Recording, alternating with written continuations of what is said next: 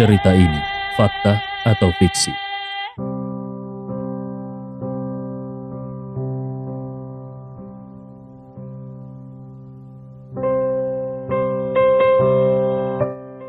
Seratus juta untuk sebuah kerang. Semua orang berpikir bahwa Andi Rewa sudah gila, tetapi dia tidak peduli sama sekali anggapan dan pikiran orang lain. Dalam perjalanan pulang, Andi menjelaskan kepada Ridwan bahwa dia tidak usah khawatir karena uang 100 juta yang dia gunakan di pelelangan sudah mendapatkan izin dari keluarga Kim. Andi khawatir Ridwan ketakutan tentang apa yang akan dilakukan oleh keluarga Kim terhadap keluarga mereka. Setelah tiba di rumah, Andi mulai menelaah kerang itu karena Najwa belum pulang dari kerja. Berkat buku ajaib yang ditemukannya saat itu, kini Andi Rewa mulai menguasai banyak hal yang tidak bisa dipahami oleh orang biasa.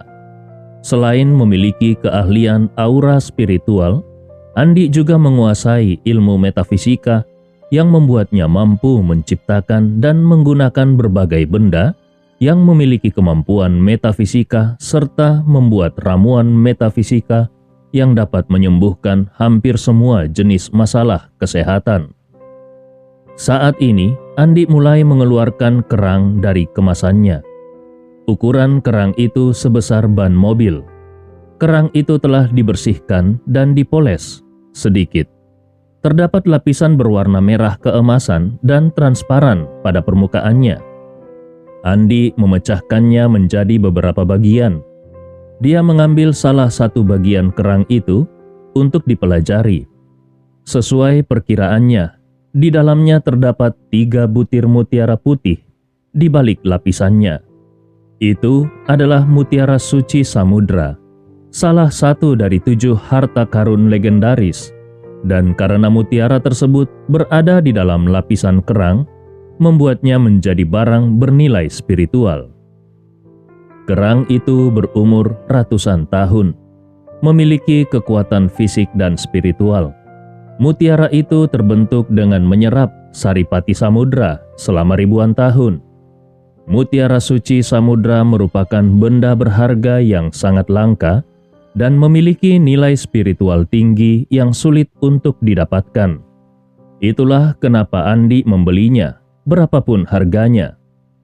Andi sangat puas karena dia menemukan 3 butir mutiara suci samudra di dalam kerang. Andi segera mengeluarkan kayu darah naga, lalu dia menggunakan reiki untuk menjejakkan tapak tangannya di kayu itu berdasarkan buku ajaib. Setelah dia menjejakkan tapak tangannya di kayu tersebut, dia dapat merasakan kayu itu memancarkan aura yang kuat. Ketika mutiara suci samudra bertemu dengan aura petir di dalam kayu darah naga, sinar keemasan yang menyelimutinya menyerap aura tersebut secara terus-menerus. Andi Rewa mengangkat mutiara suci samudra sebelum dia menyatukan beberapa aura metafisik di depan artefak itu. Tidak lama kemudian, mutiara suci samudra secara perlahan terbentuk sempurna dan bersinar di tangannya. Setelah itu Andi mengeluarkan kalung mutiara ungu yang diperoleh dari pelelangan dan memisahkan beberapa mutiara untuk dicampur dengan pecahan kerang dan sebutir mutiara suci samudra. Dia membentuknya menjadi sebuah gelang. Mutiara suci samudra yang tersisa pun dalam kondisi yang sangat baik. Andi mengambil kembali sebutir mutiara suci samudra untuk diramu menjadi ramuan obat dan akan diberikan kepada Hamzah. Andi yakin keluarga Kim akan dapat mengatasi masalah kesehatannya setelah dia memberikan ramuan metafisik yang terbuat dari kerang. Setelah dia menyelesaikannya, Andi sadar dia masih memiliki sebongkah pecahan kerang. Karena waktunya masih cukup, Andi menggenggam pecahan kerang itu untuk ditempa menjadi badik halilintar. Menurut buku ajaib, badik halilintar adalah senjata metafisika yang bisa menciptakan kekuatan petir dan hujan. Setelah dia selesai melakukan gerakan yang dibutuhkan untuk membuat Badik halilintar, Andi mendengar ada gerakan di ruang tamu. Sepertinya istrinya sudah pulang. Andi dengan cepat menyimpan pecahan kerang yang tersisa di bawah tempat tidur, sebelum dia keluar dengan membawa gelang yang terbuat dari mutiara suci dan mutiara ungu. Dengan cepat dia mengangkat kepalanya. Dia melihat Najwa berdiri di ruang tamu menatap tak berdaya ke arah ibunya, Carla. Ketika Andi berjalan ke arah mereka, dia melihat Carla memamerkan gelang giok yang dipakainya. Itu adalah pemberian Hamzah kepada Andi saat mereka bertemu di jalan antik. Carla senang sekali. "Najwa, gelang giok ini luar biasa. Semua orang memujiku saat aku memakainya. Aku sangat bahagia." Najwa menatap ibunya sembari menjawab, "Ibu, bukankah ini gelang giok yang Andi bawa pulang beberapa hari yang lalu dan diberikan kepadaku? Bagaimana ibu bisa memakainya tanpa izin? Aku pikir aku telah menghilangkannya." Carla berbalik menatap Najwa sebelum menjawab, "Hei, aku ibumu. Apa salah kalau aku memakai gelangmu? Biarkan aku memakainya beberapa hari ini. Aku senang sekali dengan pujian yang aku terima karena gelang giok ini." Itu adalah gelang giok mahal pemberian Hamzah kepada Andi Rewa sebagai ucapan terima kasih setelah masalah kesehatannya diselesaikan oleh Andi.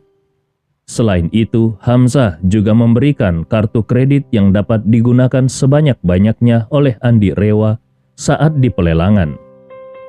Ketika Andi melihat mereka berdua berdebat, Andi dengan cepat menghampiri mereka dan berkata, "Najwa, tidak apa-apa. Ibu boleh memakai gelang giok itu kalau dia menyukainya. Aku baru saja membuatkan sebuah gelang baru untukmu." Tanpa diduga, Carla langsung merampas gelang itu dari tangan Andi seraya berseru, "Gelang apa itu? Coba aku lihat."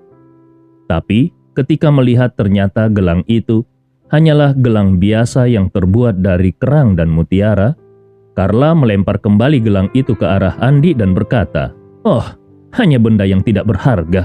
Ambil ini." Saat ini Najwa mengambil gelang di tangan Andi, lalu dia bertanya, "Andi, kau sendiri yang membuat gelang ini, benarkah?" "Iya, aku yang membuatnya." Andi mengangguk sebelum menjawab lagi. Gelang pecahan mutiara dan kerang ini memiliki efek menenangkan saraf dan akan membantumu tidur nyenyak di malam hari. Aku mengerjakannya agak terburu-buru tadi. Itulah sebabnya hasilnya agak kasar. Aku berjanji akan membuatkan gelang yang lebih bagus untukmu jika aku punya kesempatan untuk melakukannya lagi. Bahkan, sebelum dia bisa menyelesaikan kalimatnya, Najwa tersenyum dan berkata, "Terima kasih Andi, aku sangat menyukainya." "Oh, aku senang kau menyukainya." Andi menghela nafas lega kali ini. Gelang giok yang dia berikan pada Najwa sebelum ini sangat berharga. Namun, Najwa tidak terlalu sering memakainya.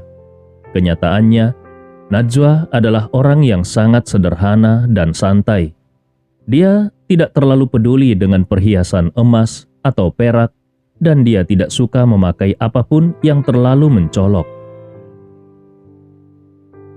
Namun Andi tahu bahwa Najwa benar-benar menyukai gelang buatan tangannya.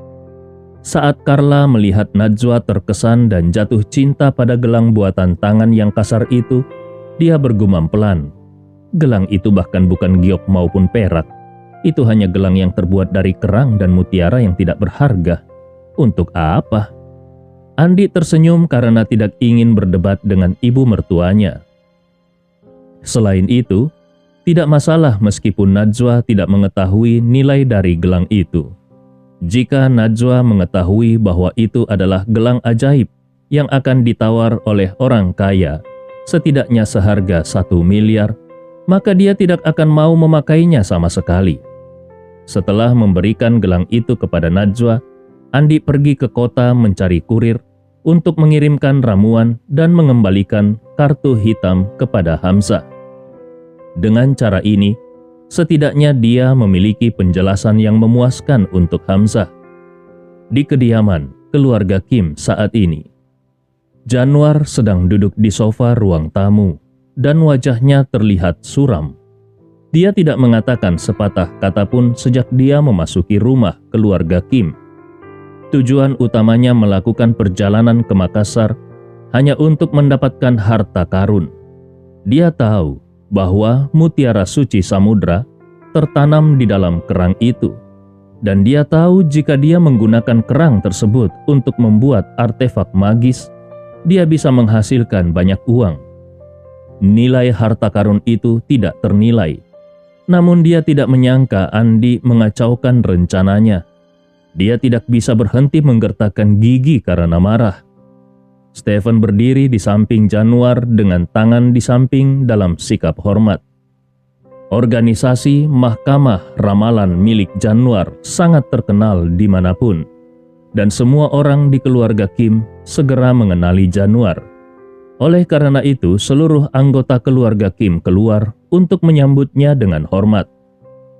Hamzah Kim juga tersenyum saat menyapa Januar. "Selamat datang, Tuan Januar. Aku benar-benar tidak menyangka Anda akan berkunjung ke rumah kami yang sederhana ini, Tuan Januar. Keluarga Kim sangat beruntung dengan Anda berada di sini." Januar menyeruput tehnya, lalu meletakkan cangkir di atas meja dan berbicara. "Aku bertemu dengan Stephen Kim di pelelangan hari ini, dan dia mengundangku untuk datang ke rumah Anda guna membaca keberuntungan kalian semua." Padahal Hamzah sudah bersiap untuk memberikan Stephen pelajaran karena menyelinap keluar rumah. Namun, ketika dia melihat bahwa Stephen telah mengundang Januar yang terkenal ke rumah mereka, dia akhirnya tidak begitu marah kepada Stephen. "Tuan Januar, silakan bersantai dan anggap rumah sendiri." Januar mengangguk lalu berkata, "Jika aku tidak salah, keluarga Kim sedang mengalami kesialan dan kemalangan selama 2 tahun terakhir. Aku khawatir seseorang dalam keluarga berhubungan dengan sesuatu yang tidak menyenangkan. Salah satu dari kalian juga mengalami bencana berdarah tahun lalu. Sedangkan tahun ini," Januar menjelaskan semuanya dengan detail. Setelah itu, Januar melihat sekeliling rumah dengan ekspresi yang misterius sebelum dia menghela nafas dan melanjutkan berbicara. Menurutku, kekayaan keluarga Kim benar-benar terancam saat ini. Jika situasi ini terus berlanjut, seluruh keluarga Kim akan hancur total." Hamzah menjadi pucat begitu mendengar kata-kata Januar. Setelah itu dia memohon dengan hormat, "Tuan Januar, Anda memang pakar Feng Shui dari organisasi Mahkamah Ramalan. Keluarga Kim benar-benar mengalami banyak kesialan dan kemalangan dalam 2 tahun terakhir seperti yang Anda katakan. Tolong bantu kami." Semua orang di keluarga Kim juga terkejut. Januar benar-benar ahli dalam hal ini.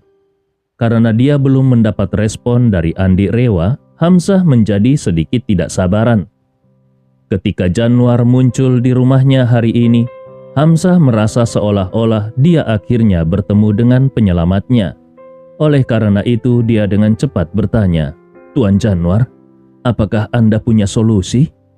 "Tentu saja ada," Januar menjawab perlahan sebelum dia tiba-tiba mengerutkan kening. "Tapi, sepertinya seseorang telah menggunakan tipuan untuk membingungkan keluargamu belakangan ini.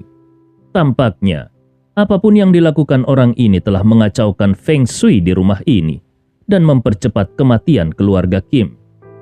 Jika kau membiarkan orang ini terus menyakiti keluargamu, aku khawatir dalam waktu setengah tahun saja, semua anggota keluarga Kim akan mati."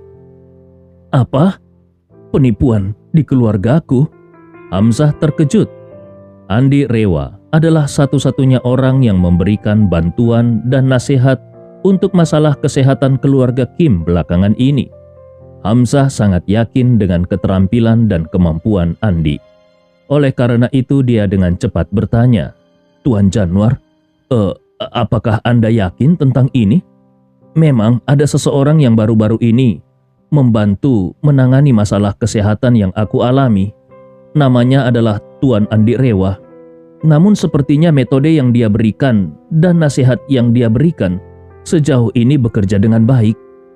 Aku tidak berpikir bahwa dia memberikan tipuan kepada kami." Januar mendengus sebelum berseru, "Ada beberapa orang yang berpura-pura menjadi ahli, dan mereka sangat pandai menipu orang bodoh. Jika kau terus percaya pada mereka, maka aku akan segera pergi." "Tuan Januar, tolong tetap di sini." Hamzah panik ketika dia mencoba menghentikan Januar untuk pergi. "Bisakah Anda memberikanku penjelasan, Tuan Januar? Bisakah Anda memberitahuku apa yang salah dengan metodenya?" Pada saat ini Januar mengulurkan tangannya dan menunjuk ke aula bahkan tanpa mengangkat kepalanya. Minta seseorang untuk membawakan semangkuk air. Hamzah segera memerintahkan asistennya untuk membawakan semangkuk air bersih ke hadapan mereka. Setelah itu, Januar mencelupkan jarinya ke dalam mangkuk berisi air sebelum dia meletakkan beberapa ramuan tersembunyi ke dalam mangkuk itu. Setelah selesai, Januar menyiramkan air itu ke mata Hamzah. Begitu Hamzah membuka matanya, dia tiba-tiba merasa takut lalu mundur dari Januar. "Tuan Januar, apa ini?" Hamzah tiba-tiba melihat rumah keluarga Kim tertutup lapisan asap hitam yang aneh. Selain itu, ada gumpalan asap abu-abu di atas kepala anggota keluarga Kim, dan wajah mereka semua pucat tidak bernyawa seperti zombie. Januar mendengus sebelum berkata, "Aku sedang membuka matamu. Kau sedang melihat masa depan keluarga Kim. Kalian semua akan segera mati." Hamzah sangat ketakutan sehingga dia jatuh terduduk ke sofa sebelum bergumam, "Apa yang harus aku lakukan?" "Kurasa ini adalah takdir. Aku ada di sini hari ini, jadi aku akan membantumu, karena ini sepertinya takdir kita." Januar mengeluarkan ramuan kedamaian dari sakunya, lalu dia memberikannya kepada Hamzah. Ketika Hamzah mengambil ramuan kedamaian di tangannya, dia melihat bahwa ramuan itu bersinar dan ada cahaya keemasan yang memancar samar. Selain itu, penglihatan yang dilihat Hamzah menghilang dan semuanya kembali pada keadaan semula setelah Januar menyerahkan ramuan perdamaian itu kepada Hamzah. Ini, Hamzah berkeringat dingin ketika dia dengan cepat berkata, "Tuan Januar, Anda benar-benar luar biasa. Tolong selamatkan keluarga Kim dan bantu kami keluar dari kemalangan yang telah kami alami selama ini. Aku bersedia membayar berapapun biayanya untuk menghilangkan semua kesialan ini." Sudah merupakan misiku untuk menyelamatkan orang dan memberi mereka kedamaian. Itulah alasanku berada di sini hari ini. Januar terus berbicara sambil mengeluarkan selusin ramuan kedamaian. Lalu dia menyerahkannya kepada Hamzah. "Berikan ini kepada semua anggota keluargamu dan beritahu mereka untuk membawanya setiap saat. Dengan cara ini, kau bisa menyingkirkan semua nasib buruk." Hamzah mengambil ramuan kedamaian dari Januar dengan ragu-ragu.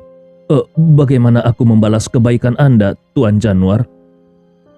Januar mengibaskan tangannya sebelum menjawab.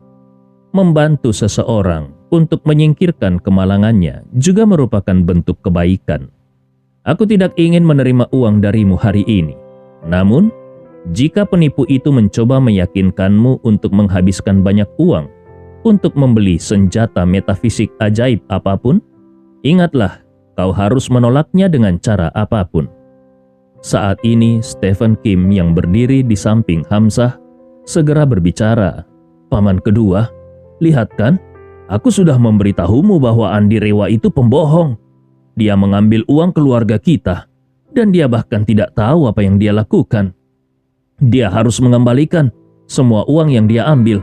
Jika tidak, aku akan menuntutnya karena penipuan dan memastikan bahwa dia menghabiskan sisa hidupnya di penjara." "Tutup mulutmu," ucap Hamzah sambil memelototi Stephen. Setelah itu dia berpaling ke arah Januar lalu berbicara dengan hormat. "Terima kasih atas saran Anda. Aku pasti akan lebih memperhatikan masalah seperti ini di kemudian hari." Januar mengangguk dengan penuh arti, lalu dia berdiri dan pergi. Di ruangan itu hadir juga Aurora Kim, putri Hamzah. Sedari tadi dia hanya diam mengamati, dan saat ini Aurora mengerutkan kening memperhatikan. Dia memikirkan seluruh peristiwa.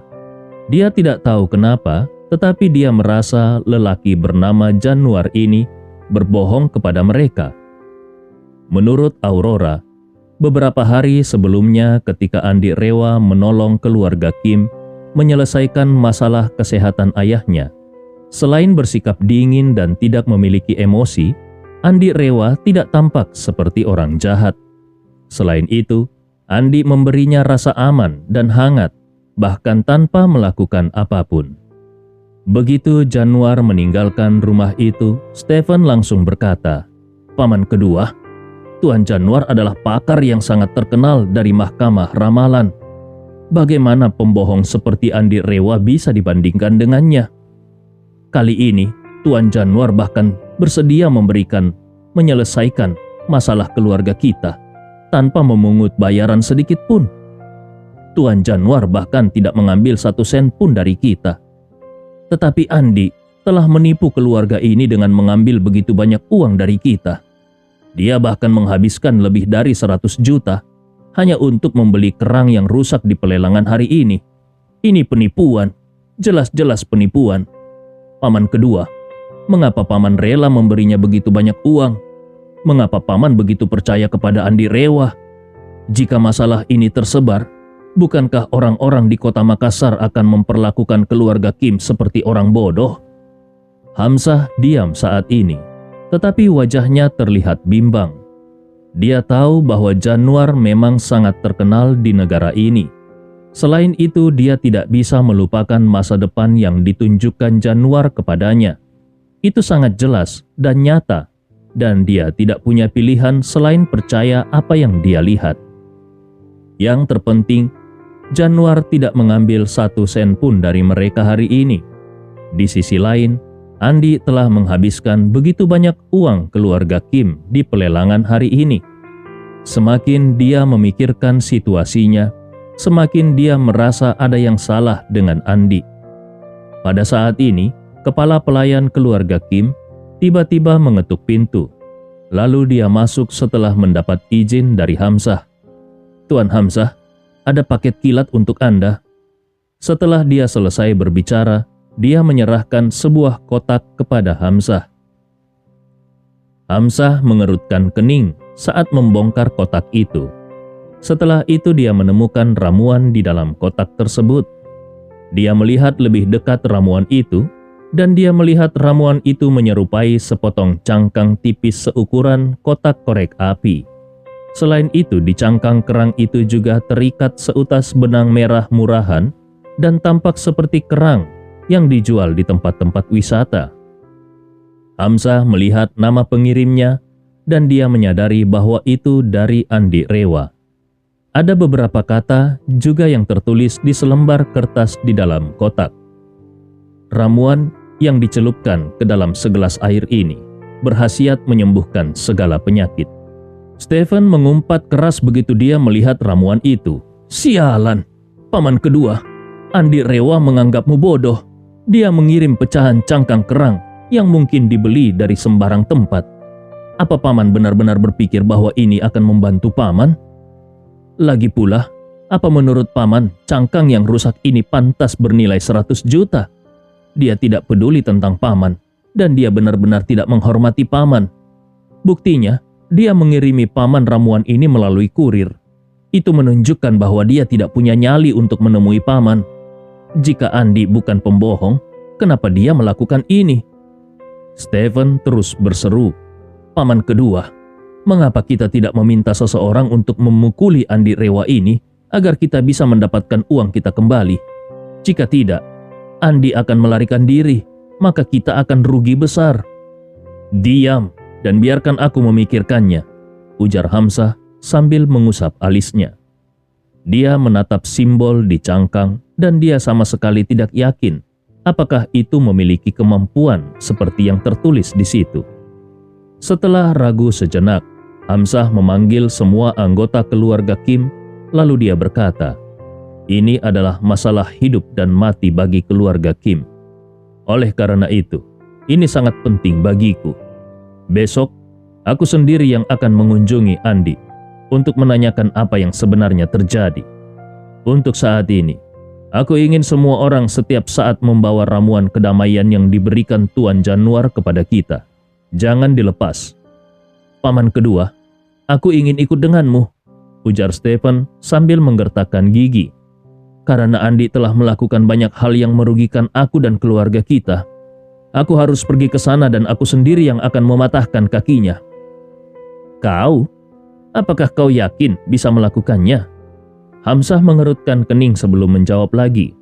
"Jika kau benar-benar ingin ikut, pastikan kau membawa beberapa pengawal besok. Aku akan memeriksanya dulu. Apakah besok Andi ada atau tidak? Jadi kita bisa bersiap untuk menghadapinya." Setelah dia selesai berbicara, Hamzah terdiam sejenak sebelum mengingatkan Stephen lagi. "Ingat, aku tidak memintamu untuk menyusahkan Andi Rewa. Aku tidak ingin kau bertindak sembarangan dan dipukuli lagi." Stephen dengan gembira saat ini, sangat bersemangat, langsung menjawab, "Aku mengerti, Paman kedua." Hamzah melanjutkan berbicara dengan suara serius. "Meskipun keluarga Kim bukan keluarga paling bergengsi di Makassar, aku tidak akan mentolerir siapapun yang mencoba menipuku. Jika ada yang mencoba menipuku, aku juga akan membalas dengan cara yang tepat. Jadi, aku harus menyelidiki masalah ini lebih dalam lagi dan mencari tahu apakah Andi Rewa benar-benar pembohong. Jika dia telah berbohong dan memperlakukan aku seperti orang bodoh, aku tidak akan membiarkannya begitu saja." Setelah meninggalkan kediaman keluarga Kim, Januar mulai membuat rencana selanjutnya. Tentu saja dia ingin membalas dendam kepada Andi Rewa. Dia ingin mengambil kembali apa yang telah dicuri Andi darinya.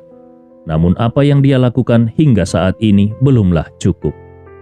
Alasan mengapa dia datang ke Makassar kali ini adalah untuk memiliki hubungan yang kuat dengan kota Makassar. Dia berencana merekrut beberapa orang yang terpercaya sehingga dia bisa membangun karirnya lebih besar lagi. Oleh karena itu, dia harus membuat rencana untuk menyelesaikan semuanya sekaligus. Dia ingin semua orang di kota Makassar menganggap Andi Rewa sebagai penipu. Andi Rewa tidak tahu bahwa Januar berencana menggunakannya sebagai tumbal untuk memajukan karirnya. Saat sedang asik membeli sayuran untuk makan malam, tiba-tiba Andi menerima telepon dari Fania. Setelah menjawab panggilan tersebut, Fania berbicara serius dan berkata, "Tuan Andi Rewa, tampaknya Tuan Januar mengundang beberapa orang ahli barang antik, feng shui, dan metafisika untuk menghadiri jamuan makan yang akan diadakan di rumah keluarga Harun. Dia ingin aku bertanya kepada Anda, apakah Anda punya waktu untuk menghadiri jamuan tersebut?" "Keluarga Harun?" Fania menjawab, "Iya, keluarga Harun adalah keluarga kelas menengah yang memiliki keturunan bernama Rizal Harun dan Hasan Harun." "Mengapa Tuan Januar memilih untuk mengadakan perjamuan di rumah keluarga Harun?" Andi bertanya dengan curiga. Fania menjelaskan, terjadi sesuatu yang buruk belakangan ini di keluarga Harun. Putranya Hasan dan keponakannya Rizal mendapat masalah satu demi satu. Selain itu, bisnis keluarga Harun juga merosot. Keluarga Harun memohon kepada Tuan Januar untuk mengunjungi rumah mereka karena ingin Tuan Januar membantu mengubah nasib mereka, nasib dari keluarga Harun. Fania melanjutkan, karena Tuan Januar juga mengundang beberapa ahli metafisika ke acara jamuan besok, aku yakin dia punya niat selain menghasilkan uang dari keluarga Harun. Andi Rewa tersenyum sebelum menjawab santai. "Aku rasa dia mencoba membalas dendam kepada aku karena merebut kerang darinya di pelelangan tempo hari. Aku rasa dia mencoba menjebakku. Bukankah begitu?" Namun Andi terus berbicara, "Tetapi aku akan tetap menghadiri jamuan itu karena aku ingin tahu tipuan apa yang dia punya. Setelah Andi menjawab bersedia datang, Fania segera menjawab, "Baiklah, aku akan menjemput Tuan Andi besok pagi dan kita akan pergi ke rumah keluarga Harun bersama." Keesokan paginya, Fania pergi ke rumah Andi Rewa untuk menjemputnya. Rumah keluarga Harun terletak di daerah pinggiran kota di pegunungan dan dikelilingi oleh pemandangan yang sangat indah. Semua paviliun dan teras di taman keluarga Harun dibangun dengan gaya antik. Sepertinya keluarga Harun menghabiskan ratusan juta dolar untuk merenovasi rumah mereka sehingga bisa menerima dan menjamu tamu dengan bergaya. Juga terdapat puluhan kursi kayu rosewood kuning di luar paviliun yang berada di tepi danau.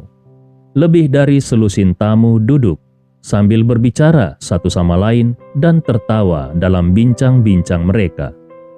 Orang yang duduk di kursi utama adalah pria paruh baya yang gemuk. Dia tidak lain adalah Zeke Harun, ayah Hasan. Sedangkan Januar saat ini duduk di sampingnya. Selain dua orang tersebut, Andi juga bertemu dengan dua orang yang dia kenal.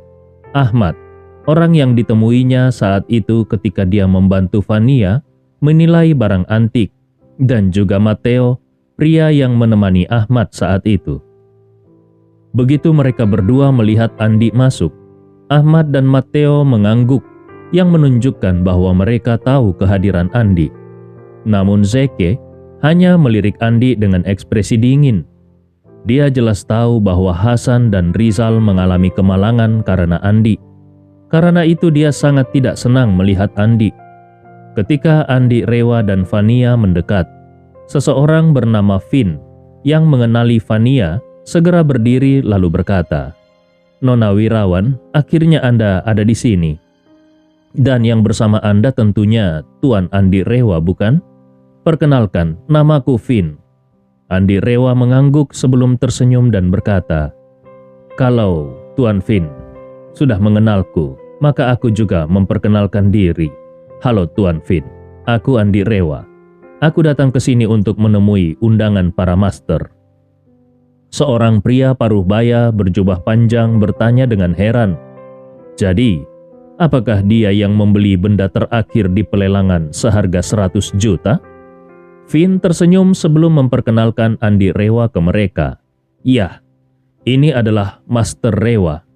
"Apa? Apakah dia bisa dianggap master juga?" Zeke bertanya sambil menatap Andi Rewa dengan jijik. Setelah itu dia tersenyum sebelum berkata, "Saat ini, sepertinya semua orang bisa menyebut dirinya master.